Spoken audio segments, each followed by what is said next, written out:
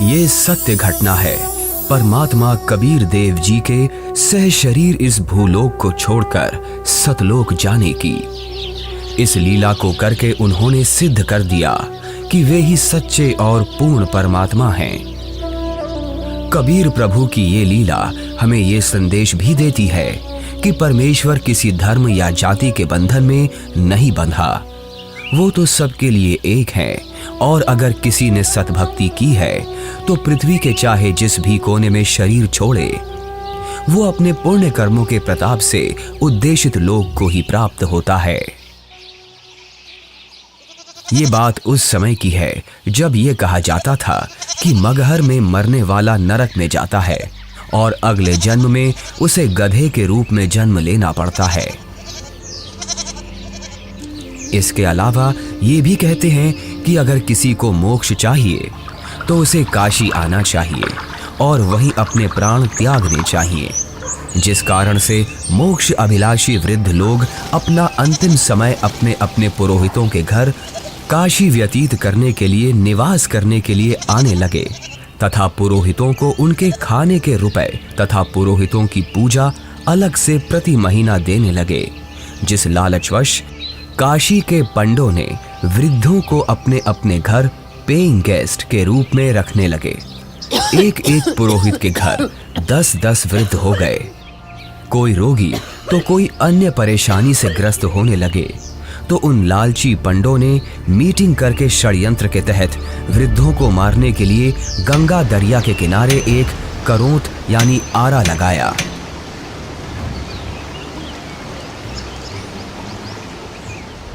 भ्रम फैलाया गया कि जो शीघ्र स्वर्ग जाना चाहता है तो इतने रुपए पूजा, जो उस समय की अधिकतम राशि थी, जमा कराओ।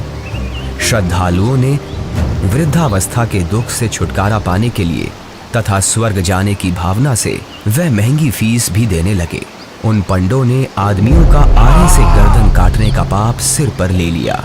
पंडों के षड्यंत्र पर विश्वास करके वृद्ध अपने बेटों से काशी में प्राण त्यागने के लिए आग्रह करने लगे। लेकिन पिताजी, अभी आपकी और माँ की आयु ही क्या है? अभी तो आपको अपने पोतों का ब्याह देखना है, उनकी संतानों को अपनी गोद में खिलाना है। देख बेटा, जिंदगी जीने का लालच तो कभी खत्म नहीं होता, और वैसे भी अपने जीवन में हमने अपनी सारी जिम्मेदारियों को पूरा कर लिया। अब जब भगवान के पास जाना ही है तो देर क्यों करना? हमें काशी में पवित्र करौंत लेने में स्वर्ग की प्राप्ति होगी। लेकिन पिताजी, काशी में लगे उस करौत के नीचे आकर मरना तो आत्मदाह हुआ ना?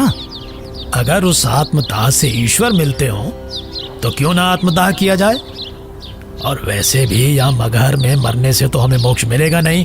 अगर हम यहाँ मरे तो अगले जन्म में हमें गधे के रूप में जन्म लेना पड़ेगा। क्या तू चाहता है कि तेरे माता पिता का अगला जन्म गधे के रूप में हो? जितनी जल्दी हम काशी जाकर करौंत के नीचे मरेंगे उतनी जल्दी ही मोक्ष मिलेगा। लेकिन पिताजी।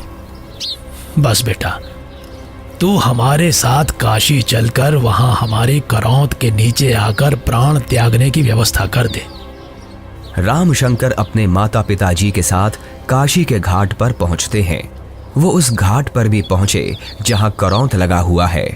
करौंत से थोड़ी दूर पर ही खड़े होकर वो सभी देखते हैं कि गंगा नदी के किनारे करौंत वाली जगह है, उसका हैंडल करौंत से थोड़ी दूर पर एक मंदिर के पास है जो गुप्त है। हे ब्राह्मण, मुझे भी मोक्ष को प्राप्त करना है। ये काशी है और यहाँ मरने वाला हर व्यक्ति मोक्ष के लिए ही आता है। लेकिन मैंने अपने जीवन में बहुत सारे पाप कर्म किए हैं। इससे कोई फर्क नहीं पड़ता है कि मरने वाला व्यक्ति पापात्मा है या पुण्यात्मा। काशी में मरने वाला हर व्यक्ति स्वर्ग को जाता है और मगहर में मरने वाला हर व्यक्ति नरक को प्राप्त करता है। ठीक है, मुझे भी इस आरे के नीचे आकर स्वर्ग जाना है। 50 मोहरें लगेंगी। ये लो। ठीक है, तुम तख्त पर लेट जाओ। मैं भगवान से प्रार्थना करता हूँ कि वो आपको स्वर्ग में जगह दे। हे परमात्मा, इस आत्मा को अपने चरणों में स्वर्ग में स्थान देना।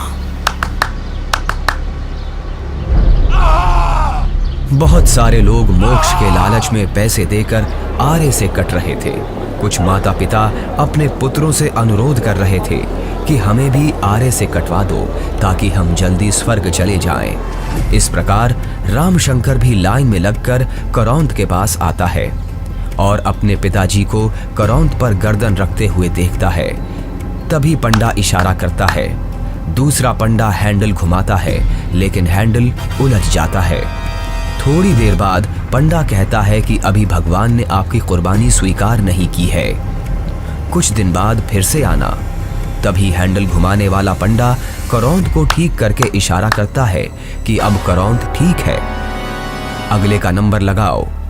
इस तरह फिर उनकी माता का नंबर आता है। उनकी गर्दन कट जाती है।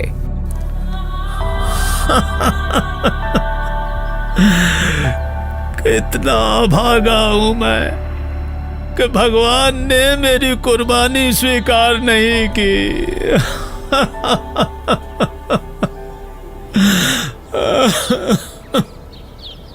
कबीर परमेश्वर जी इस भ्रम को दूर करना चाहते थे कि सच्चा भक्त किसी भी स्थान पर प्राण त्यागे वह उद्देशित लोक को प्राप्त होता है।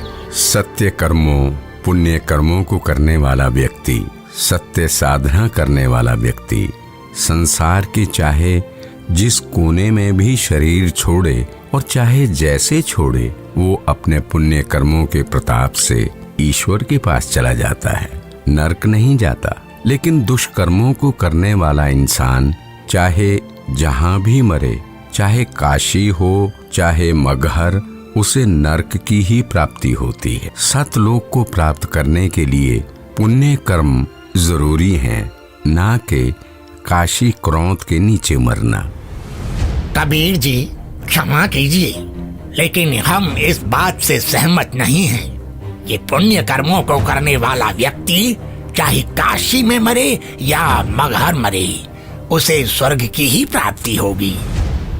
सत्य ये है कि अगर कोई भी व्यक्ति काशी में मरता है तो वो चाहे पुण्यकर्मी व्यक्ति हो या पापकर्मी, उसे स्वर्ग की ही प्राप्ति होगी। और अगर कोई व्यक्ति मगहर में मरता है तो वो चाहे पुण्यकर्मी हो या पापकर्मी, उसे नरक की ही प्राप्ति होगी। और इतना ही नहीं, मगहर में मरने वाला अगले जन्म में गधे के रूप में ही जन्म लेगा, ये भी निश्चित है। उस व्यक्ति को भी स्वर्ग की प्राप्ति नहीं होगी। ठीक है, तो मैं फिर मगहर में ही शरीर का त्याग करूंगा और स्वर्ग नहीं, स्वर्ग से भी आगे सतलोक जाऊंगा। और आप सभी पंडितों से मेरा आग्रह है कि आप सभी मेरे साथ मगहर चलें और मेरे शरीर छोड़ने के बाद अपनी ज्योतिष विद्या का प्रयोग करके ईमानदारी से सभी लोगों को ये बता देना कि मैं कहाँ गया हूँ। लोगों के बीच का ये भ्रम दूर होना चाहिए कि मोक्ष केवल काशी मथुरा में शरीर का त्याग करने से नहीं होगा, बल्कि मोक्ष केवल यथार्थ भक्ति से और मर्यादा में रहकर अपने जीवन का निर्वहन करने से होगा। आज आपके मुक्ति का दिन है। करौंद के नीचे आकर मोक्ष पाने के लिए तैयार हो आप? इस आरे अर्थात करौंद से मुक्ति प्राप्त करने के लिए कितनी मोहरें लगेंगी? केवल 50। पिताजी, आपको उस करौंद के नीचे अपने प्राणों को त्यागने की जरूरत नहीं है। क्यों? पर बेटा फिर मुझे मुक्ति कैसे प्राप्त होगी? पिताजी, मैं अभी एक बड़े महापुरुष कबीर देव जी के पास से ही आ रहा हूं। उन्होंने कहा है कि जो व्यक्ति पुण्य कर्म करता है वो सतलोक ही प्राप्त करता है। उसकी मृत्यु चाहे जहां हो। बल्कि खुद कबीर जी मगहर में शरीर त्याग कर ये साबित करने जा रहे हैं कि मगहर में मरने वाला नरक नहीं जाता। यदि उसने सत्कर्म किए हैं तो वो भी स्वर्ग ही जाता है। आपको करौंद के नीचे अपने प्राण त्याग करने की जरूरत नहीं है। पिताजी, इन दुष्टों ने माता जी की हत्या की है। ये पाप कर रहे हैं। अरे अरे, ये क्या कर रहे हो? कबीर देव जी को ज्ञान नहीं है। तुम्हारा दिमाग फिर गया? ज्ञान नहीं है? वो तो साक्षात परमात्मा हैं। तो ठीक है, हम भी उनके साथ मगहर चलते हैं और देखते हैं कि उनकी कही गई बातों में कितना सच है और कितना झूठ।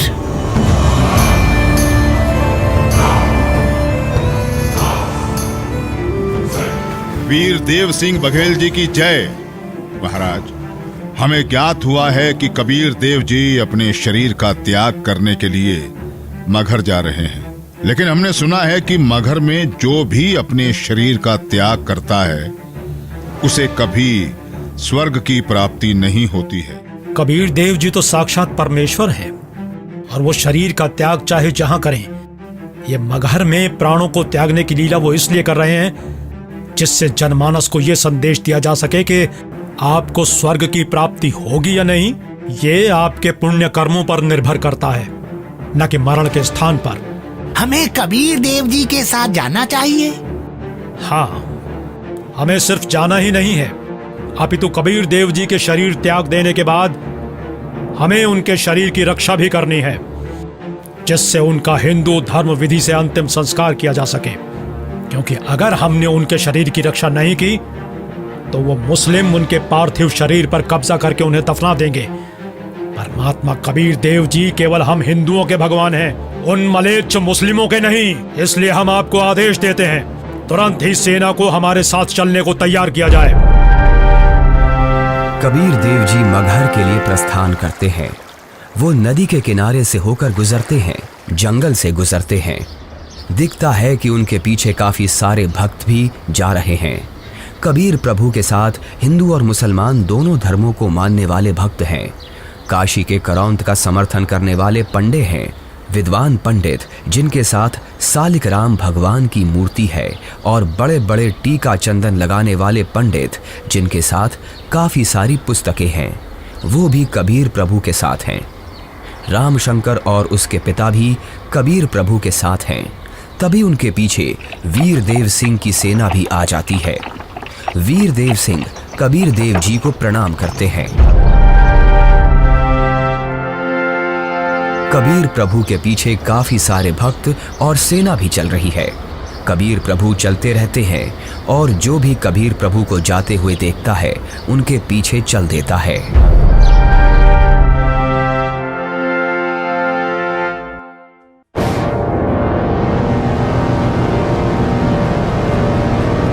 सलाम वालेकुम नवाब बिजली खान पठान साहब। वालेकुम अस्सलाम। कहिए, क्या खबर है? जी नवाब साहब, हमें पता चला है कि खुदा के रूप हमारे पीर कबीर जी महाराज मगहर आ रहे हैं, और सुना है कि वो यहाँ अपनी रूह को अपने जिस्म से आजाद करके सतलोक को रवाना हो जाएंगे। क्या? फिर तो हमें इसी पल कबीर जी के पास पहुंचना होगा, और कबीर जी की रूह के इस दुनिया से जाने के बाद उनके जिस्म को अपने कब्जे में लेकर इस्लाम के रिवाजों से उनके शरीर को धरती में दफन करना चाहिए। और इस बात का भी ख्याल रखना चाहिए कि उनका जिस्म काफिर हिंदुओं के हाथ न लगे। जी नवाब साहब, ऐसा ही होना चाहिए। सेना को हमारे साथ कबीर जी के पास चलने के लिए फौरन तैयार किया जाए, लेकिन कबीर जी को इस बात की अभी भनक न लगे।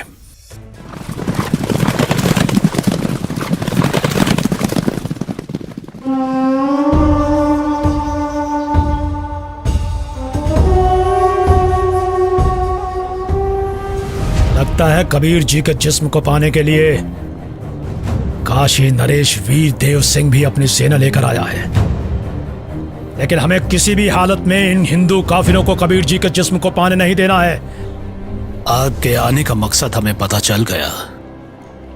पीर जी, बिजली खान आपकी क्या खिदमत कर सकता है? मैं अपना शरीर त्याग करने से पहले स्नान करना चाहता हूँ। जी, हम अभी आपके नहाने के लिए साफ पानी की व्यवस्था करते हैं। नहीं, मैं किसी बहते पानी के दरिया में स्नान करूंगा। बिजली खान। पीर जी, यहाँ एक दरिया बहता था जिसका नाम आमी नदी था, लेकिन पीर जी शंकर भगवान के श्राप के कारण उसका पानी अब एकदम सूख चुका है। चलो दिखाओ मुझे वो आमी नदी कहाँ है। जी पीर जी, चलिए। कबीर देव जी, वीर देव सिंह, बिजली खान और उनके सेना और बाकी के भक्त उस आमी नदी के पास पहुंच गए। कबीर देव जी ने उस सूखी हुई नदी को देखा। कबीर देव जी ने अपने हाथ जोड़कर प्रार्थना की और फिर अपने हाथों को हवा में ऐसे लहराया जैसे कि वो नदी को बहने का इशारा कर रहे हों। कबीर प्रभु के ऐसे इशारा करते ही थोड़ी दूर पर नदी की ही जगह पर एक जोर से धमाका हुआ और धरती के अंदर से पानी का सैलाब निकला। ये देखकर सभी लोग चौंक जाते हैं और सभी भक्ति भाव से भरकर कबीर प्रभु को देखते हैं और अपने हाथ जोड़ लेते हैं। पूरी नदी में पानी भर जाता है। सभी लोग खुश हो जाते हैं। कबीर प्रभु की जय, कबीर प्रभु की जय, कबीर प्रभु की जय। आदेश दें प्रभु। हुक्म दे मालिक। मुझे 2 सफेद चादरें चाहिए, एक बिछाऊंगा और एक ओढ़ूंगा। जो आज्ञा प्रभु। इसी क्षण 2 सफेद चादर यहाँ लाई जाएं। कोई और आदेश दें प्रभु। बिजली खान, तुम सेना किस लिए लाए हो? वीर देव, तुम किस लिए सेना लाए हो? प्रभु जी, हम आपके शरीर को इतना मलिच्छ मुसलमानों के हाथ नहीं लगने देंगे। इन्होंने अगर आपके शरीर को छू तक भी लिया तो इनमें से कोई भी जीवित नहीं बचेगा। हम आपका अंतिम संस्कार हिंदू रीति रिवाजों से करेंगे। तो हमने भी चूड़ियां नहीं पहन रखी हैं। हम भी अपने अल्लाह के स्वरूप पीर कबीर जी का जिस्म हिंदू काफिरों को नहीं देंगे और इस्लामी तरीके से पीर जी का शरीर को दफन करेंगे। और अगर ऐसा नहीं हुआ तो इसका अंजाम बहुत बुरा होगा। हम वीर देव की सेना से युद्ध करके आपका शरीर प्राप्त करेंगे, लेकिन अंतिम संस्कार हम मुस्लिम तरीके से ही करेंगे। मुझे नहीं पता था कि तुम सब मेरी शिक्षाओं को इतना ही समझ पाए हो। 120 साल हो गए मुझे तुम सब लोगों को समझाते हुए, फिर भी इतना ही समझ पाए हो। मुझे इतना ही जाना है तुम सब ने। आज भी तुम एक ना होकर हिंदू मुसलमान बनकर अलग अलग खड़े हो। मेरी चेतावनी है, अगर तुम लोगों ने आपस में झगड़ा किया तो ठीक नहीं होगा। तुम दोनों एक ही परमात्मा की संतान हो। तुम दोनों अलग अलग ना होकर एक ही हो। हम सबको एक साथ रहना है। मेरे सतलोक गमन के बाद इन चादरों में तुम्हें मेरा शरीर नहीं मिलेगा।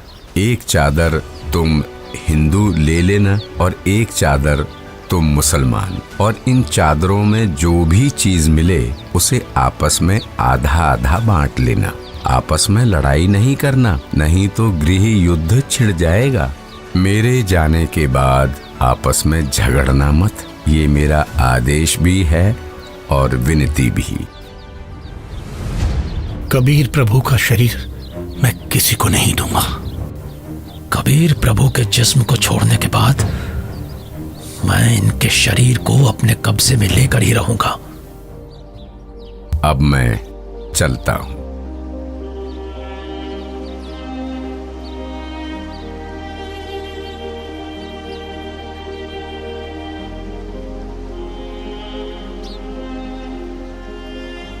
देखो ब्राह्मणों, मैं जा रहा हूं सतलोक, इस पृथ्वी से और तुम्हारे स्वर्ग से शंखों कोस दूर।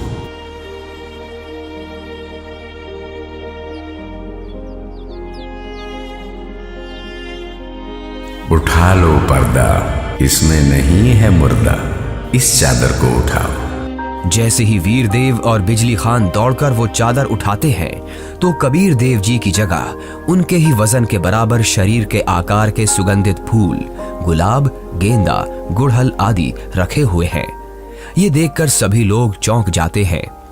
सभी लोग हाथ जोड़ लेते हैं। अब वीर देव की आंखों से आंसू निकलते हैं। बिजली खान की आंखें भी नम होती हैं। दोनों एक दूसरे को देखते हैं और आपस में एक दूसरे को गले लगाकर रोने लगते हैं। दोनों सेनाओं के सिपाही भी एक दूसरे को देखते हैं। वहां खड़े ब्राह्मण लोगों की भी आंखों से आंसू गिरने लगते हैं। रामशंकर और उसके पिता के भी आंसू गिरते हैं। सभी लोग एक साथ कबीर देव जी के नाम का नारा लगाने लगते हैं। कबीर प्रभु की जय, कबीर प्रभु की जय।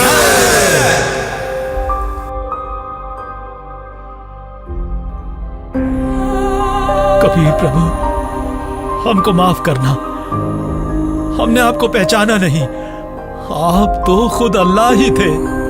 बहुत बड़ी गलती हो गई हमसे, हमने भगवान को नहीं पहचाना। कबीर प्रभु की बात हमने नहीं मानी। अब हम सब एक होकर रहेंगे और उनकी कही सारी बातें मानेंगे। या अल्लाह, माफ कर हमें। भगवान माफ करो हमें। कबीर भगवान हमें माफ करो। भगवान हमें माफ करो। फिर हिंदू और मुसलमानों ने आपस में वो फूल बांट लिए और मगहर में ही कबीर प्रभु की याद में 2 अलग अलग स्थानों का निर्माण किया। और फिर उन्हीं में से कुछ फूल लाकर वीर देव सिंह ने काशी में चौरा का भी कबीर प्रभु जी के स्थान का निर्माण किया। उसे कबीर चौरा नाम से जाना जाता है। वहां पर कबीर पंथ का बहुत बड़ा आश्रम बना है। कबीर प्रभु जी ही सच्चे और पूर्ण परमात्मा हैं, जिन्होंने हम सबको रंग भेद, जाति धर्म भेद आदि के आधार पर ना बंटकर एकजुट रहना सिखाया। परमात्मा एक विशेष जाति या समूह का नहीं होता। परमात्मा तो सबका एक है, जिसका नाम कबीर देव है। ये 2D एनिमेशन संत रामपाल जी महाराज के सत्संग प्रवचनों का अंश मात्र है। संपूर्ण आध्यात्मिक ज्ञान प्राप्त करने के लिए अवश्य सुनिए संत रामपाल जी महाराज जी के मंगल प्रवचन। आप संत रामपाल जी महाराज जी के मंगल प्रवचन संत रामपाल जी महाराज एप्लीकेशन पर भी सुन सकते हैं तथा उनके द्वारा लिखी पुस्तकें भी डाउनलोड कर सकते हैं।